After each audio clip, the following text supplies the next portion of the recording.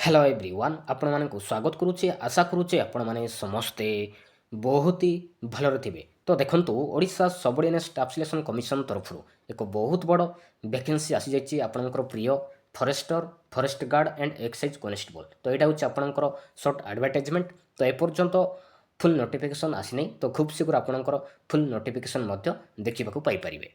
तो यार ऑनलाइन केवठू आपणकर स्टार्ट होगा जाऊँगी, तो देखिपे आपणकर ऑनलाइन स्टार्ट होगा जाऊँगी डिसेम्बर 30 रु आपणकर ऑनलाइन स्टार्ट होगा जाऊँगी। यार लास्ट डेट जनवरी 22 पर्यंत सबमिशन ऑफ ऑनलाइन एप्लिकेशन रोची डिसेम्बर 30।